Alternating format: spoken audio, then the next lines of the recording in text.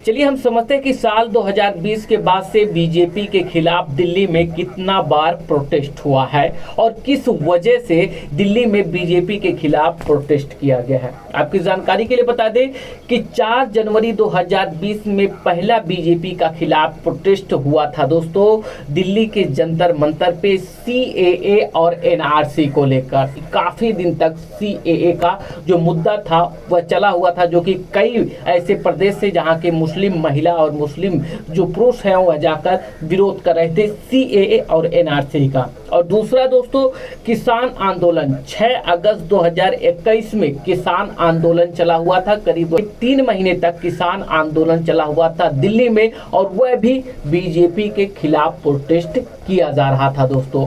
उसके बाद से किसानों से कुछ झूठे वादे करके, किसानों का दिलासा देकर, कुछ समय लेकर बीजेपी सरकार ने उन प्रोटेस्टकारियों का वापस कर दिया था।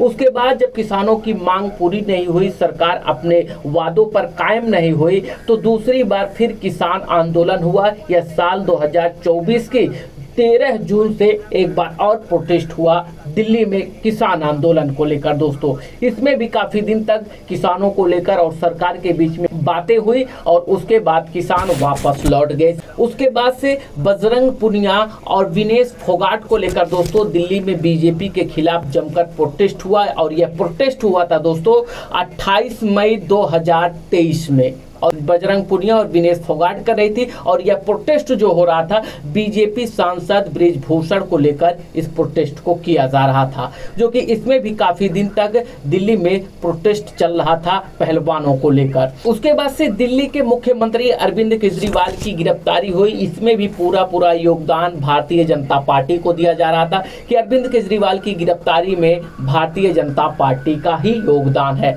जो कि अरविंद केजरीवाल की गिरफ्तारी 23 मार्च 2024 को हुआ था दोस्तों, जो कि इसमें भी बीजेपी के अगेंस्ट जो आम आदमी पार्टी के कार्यकर्ता और राजनेता हैं वह बीजेपी को लेकर काफी विरोध प्रदर्शन कर रहे थे।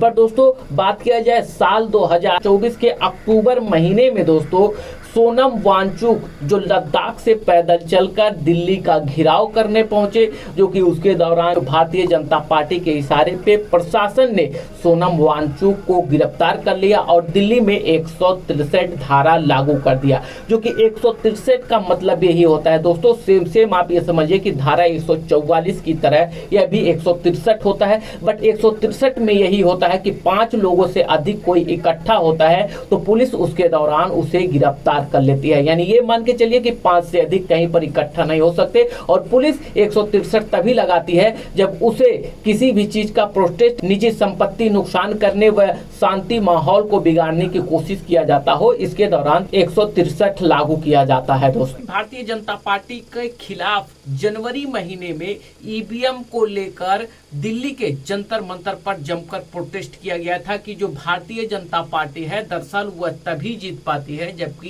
ईवीएम को हैक किया जाता है। जो कि ईवीएम के हैक के आरोप को लेकर दिल्ली में करीब 2 महीने तक ईवीएम को लेकर जमकर प्रोटेस्ट किया गया था, और वह भी प्रोटेस्ट बीजेपी के ही खिलाफ था दोस्तों। बीते 5 सालों में 6 और 7 ऐसे केसेस हैं जो लगातार दिल्ली के जंतर मंतर पर भारतीय जनता पार्टी के खिलाफ में लगातार विरोध प्रदर्शन करते जा रहे हैं। आप ऐसे मानिए कि एक साल में एक बार बीजेपी के अगेंस्ट दिल्ली में प्रोटेस्ट होना ही होना है, फिर चाहे इसको आप तानाशाही कहिए या फिर अपना घमंड व गुरूर कहिए दोस्तों।